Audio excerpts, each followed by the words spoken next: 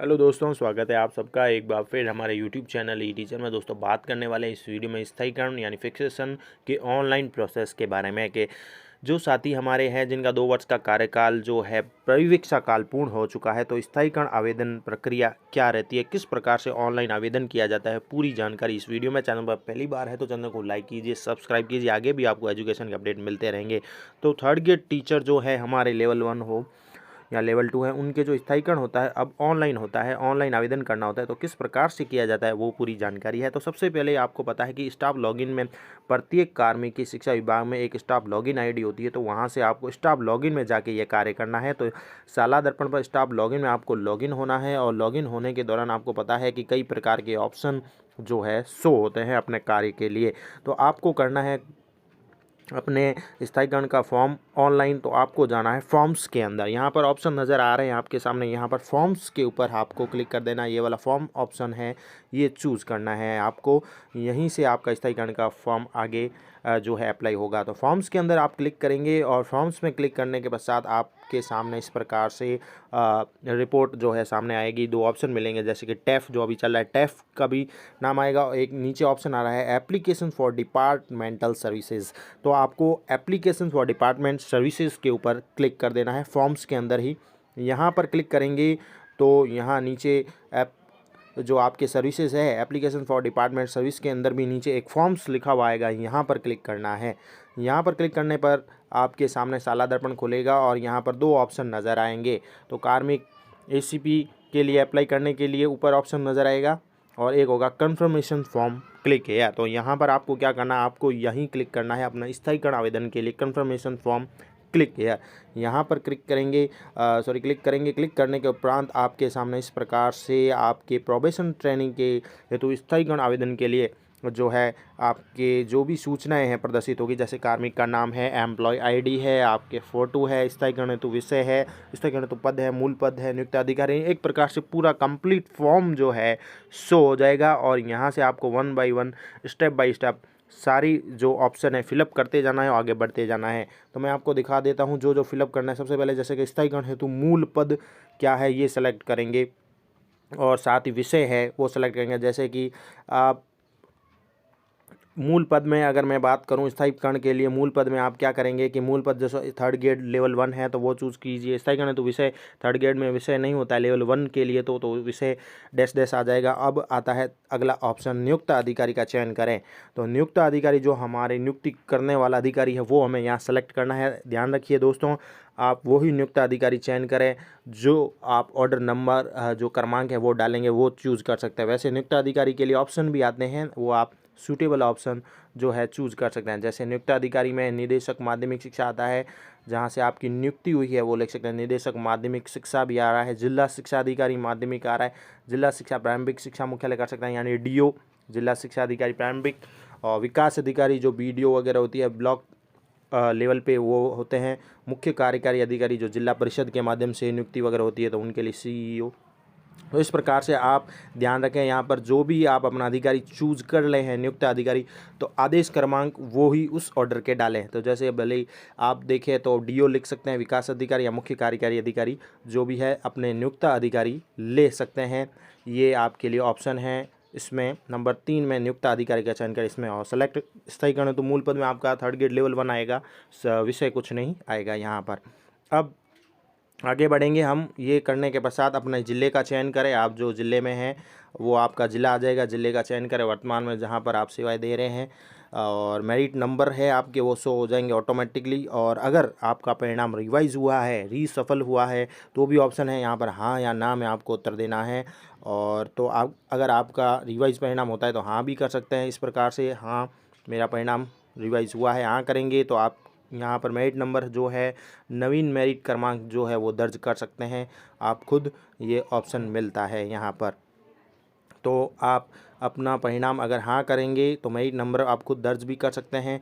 चयन वर्ग जो है आपको यहाँ पर दिखेगा, आपका चयन वर्ग जो है किस हिसाब से हुआ है, ये वाला ऑप्शन जी नीचे नंबर 6 वाला ऑप्शन है। मेरिट नंबर के नीचे जो भी आपका चयन वर्ग है वो भी दिखेगा। जैसे ये चयन वर्ग है, चयन वर्ग है तो जैसे कह सकते हैं, एक तो कैटेगरी होती है जिसमें हमारी जो मूल कैटेगरी है, और एक चयन वर्ग कह सकते हैं कि जिससे हमारा सिलेक्शन होता है वो भी होती है। भले ही एक कर्मचारी जैसे कि ओबीसी का है, लेकिन उसका चयन जनरल से होता है तो जनरल आती है। और नहीं तो इसमें कई प्रॉब्लम ये है कि ऑटोमेटिक ही शो हो रही है, जो मूल कैटेगरी है वो भी शो हो रही है। तो आप अगर मूल कैटेगरी शो हो रही है तो दिक्कत नहीं है, नहीं तो चयन वर्ग अगर अलग मेरिट से होता है, जैसे ओबीसी का व्यक्ति है और जनरल से हो रखा है उसका चयन, तो जनरल दिखा सकते हैं यहाँ पर चयन वर्ग। बाकी तो जो मूल कैटेगरी है वो यहाँ पर शो हो रही है। तो अगर मूल कैटेगरी वही है आपकी, जैसे आप ओबीसी के हैं, एससी है, एसटी है, जनरल है, जो भी है यहाँ शो हो जाएगा, कोई दिक्कत नहीं है। इसके साथ ही आगे बढ़ेंगे हम अगले प्रोसेस की ओर। तो इस प्रकार से नंबर आगे बढ़ेंगे, और आगे जो फॉर्म में ऑप्शन है उसमें है आपके आ रहे हैं पिता का नाम, जन्म दिनांक, आपके मोबाइल नंबर और आपके वर्तमान पद पर कार्यग्रहण तिथि, और समय भी दिखाया गया है कि आपने कब ज्वाइन की। तो वर्तमान पद पर कार्यग्रहण तिथि यहाँ पर मैं बता दूंगा, प्रथम कार्यग्रहण तिथि ही आएगी। वर्तमान पद यानी अध्यापक का पद है, तो यहाँ पर आपने जब ज्वाइन की वो तिथि आएगी, और समय आपके मतदान पूर्व पश्चात जो भी होता है वो आएगा। इसके साथ ही दोस्तों, अनवरत कार्यरत है या नहीं, तो लगातार हम कार्यरत हैं, ये हाँ ही आएगा, ये ऑप्शन आ गया। और फिर आगे बढ़ेंगे अगले ऑप्शंस की ओर जो हमारे लिए इम्पोर्टेंट है इस फॉर्म के अंदर स्थायीकरण में, वो है आपके नियुक्ति आदेश क्रमांक और दिनांक। यहाँ पर मैं बात बता रहा हूँ, पहले भी आपने जो अधिकारी चूज किया है, ऊपर विकास अधिकारी है या डीओ है या सीईओ, उसके आदेश क्रमांक और दिनांक लगा दीजिए, कोई दिक्कत नहीं है। यहाँ पर नियुक्ति क्रमांक और दिनांक वो हो जाएगी। पद पर स्थायीकरण की प्रस्तावित तिथि जो है वो यहाँ आप लिख सकते हैं, प्रस्तावित आपका कब होगा, जब भी आप ज्वाइन कर रहे हैं उसके हिसाब से ये हो जाएगी। और नीचे आपके ऑप्शन आ रहा है अगला, वो है यदि कार्मिक का मॉडल स्कूल का है, मॉडल स्कूल है तो अपने पूर्व विद्यालय का एनआईसी कोड बने था लागू नहीं है। यदि कार्मिक मॉडल स्कूल का है तो यहाँ लिखनी है, नहीं तो नहीं लिखनी है। ये नंबर 13 कॉलम है। और इसके साथ ही नीचे आता है अगला कॉलम आपके स्थायीकरण फॉर्म के अंदर, वो है 2 वर्षों का परीक्षा परिणाम, प्रोबेशन अवधि का आपको विवरण करना है, और कक्षा 5 व 8 का ही है भरना है। यहाँ पर अगर आप 3rd ग्रेड के टीचर हैं तो, और उस कक्षा में ABC प्राप्त करने वाले विद्यार्थियों का प्रतिशत भी इंदराज किया जाना है। तो यहाँ पर आपके ये कॉलम खुलेंगे, आप सत्र चूज़ कीजिए, ऑप्शन खुलेंगे और कक्षा भी निकलेगी यहाँ 5, 8 जो भी है आगे की कक्षाएं, जैसे 3rd ग्रेड के लिए 5, 8 इंपॉर्टेंट है। विषय आप अपना चूज़ कीजिए, छात्र संख्या लिख दीजिए 1 वर्ष की, जो भी है परीक्षा परिणाम क्या रहा था, और एक्शन करके ये नीचे सेव का ऑप्शन दिया हुआ है, सेव कर लीजिए। तो यहाँ आपको दोनों वर्षों का परीक्षा परिणाम भी जो है फीड करना है, ये नंबर 14 के कॉलम में है। तो ये बहुत इजी प्रोसेस है, कोई भारी प्रोसेस नहीं है। तो आप अपने कक्षा 5 में अगर 3rd ग्रेड टीचर लेवल 1 है तो 5 के दर्शा दीजिए, और ये डाटा फिल कर दीजिए सेलेक्ट सब्जेक्ट करके, कक्षा 17 छात्र संख्या, और सेव कर दीजिए प्रतिशत वगैरह, जो ABC ग्रेड प्राप्त करने विद्यार्थियों का प्रतिशत इंदराज किया जाना है कुल मिला के। तो इस प्रकार से ये चीज़ें हो जाएगी। अब आगे क्या आता है, अगला कॉलम मैं दिखा देता हूँ। आगे आपके नंबर 16 पर आता है इम्पोर्टेंट कॉलम, कार्मिक का सेवा विवरण। अब यहाँ पर दिक्कत कई साथियों के हो सकती है कि कार्मिक का सेवा विवरण, क्योंकि रीसेबल की वजह से चेंज भी हुआ है तो उनके थोड़ा चेंज हो जाता है, बाकी तो सेम ही रहता है। एक ही विद्यालय में अगर रहता है कोई कार्मिक लगातार 2 साल तो उसके कोई दिक्कत नहीं, एक जगह है। जैसे कार्मिक का सेवा विवरण इस प्रकार है कि प्रथम स्कूल में उसने जैसे दूसरे जिले से ज्वाइन की थी, जैसे कि 13 फरवरी से किसी ने ज्वाइन की है और 14 जून तक वहाँ की है। पदस्थापन का प्रकार जो नॉन RPSC आ गया। ये मैं बता रहा हूँ कि ये जो यहाँ पर इम्पोर्टेंट चीज़ ये है कि आपके जो विवरण यहाँ पर शो हो रहे हैं वो प्रपत्र 10 में जो फीड किए हुए हैं वो चीज़ यहाँ शो हो रही है। ये इंपॉर्टेंट बात मैं बता दूँ आपको, क्योंकि प्रपत्र 10 आपका अपडेट होना चाहिए। अगर आपने स्थायीकरण आवेदन कर रहे हैं तो सबसे पहले ये भी ध्यान दें कि आपका प्रपत्र 10 जो है पूर्ण रूप से कंप्लीट हो, एकदम अपडेट हो, क्योंकि वो चीज़ यहाँ शो होगी। तो आपने प्रपत्र 10 में जो चीज़ें दर्शाई है यहाँ पर नियुक्ति तिथि वगैरह वो सब चीज़ें शो होगी। तो प्रपत्र 10 में अगर आप दूसरे विद्यालय से आए हैं, रीसेबल में आए, तो वो वहाँ पर भी शो कर दीजिए आपकी जो जो कार्य अवधि रही है दूसरे विद्यालय में या दूसरे ज़िले में, तो यहाँ पर ऑटोमेटिक शो हो जाएगी। जैसे कि यहाँ पर एक व्यक्ति या कार्मिक है, उसने पहले 13 फरवरी से 14 जून तक जो 3rd ग्रेड लेवल 1 के रूप में जो स्कूल है वहाँ पर कार्य किया। पदस्थापन का प्रकार जो है नॉन RPSC हो गया। फिर दूसरे विद्यालय में आया, 2 अगस्त से कंटिन्यू वो कर रहा है यहाँ पर। इसके साथ ही यहाँ पर एक और चीज़ मैं बता देता हूँ कि यहाँ पर जो गैप है वो भी आपको दर्शाना होगा। आप प्रपत्र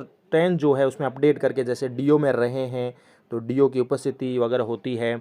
यहाँ अगर आपको विद्यालय दिया गया है, कोई भी विद्यालय जहाँ पर आप रहे थे, जैसे काउंसलिंग नहीं हुई तो वहाँ की ऑर्डर निकले हैं, उसके जो क्रमांक है वो सब स्थिति जो है, यानी बीच का जो गैप भी अगर रहता है, जैसे यहाँ पर भी गैप है, तो वो गैप जो है महीने का या 10 दिन का जहाँ पर, तो वो आपके जो ऑर्डर होंगे उसके क्रमांक और वो सारा जो है डाटा फीड करेंगे आप प्रपत्र 10 में, तो यहाँ फीड हो जाएगा। तो यहाँ कोई दिक्कत नहीं है, कार्मिक का सेवा विवरण दिखाया देगा। जैसे प्रथम स्कूल में भी इसने दिखा दिया है और द्वितीय स्कूल जो कंटिन्यू है वो कर रहा है यहाँ पर सेवा, और ये दिखाई दे रही है। तो आपको सबसे इम्पोर्टेंट बात यही है कि कार्मिक का सेवा विवरण जो है प्रपत्र 10 में आप अपडेट कीजिए।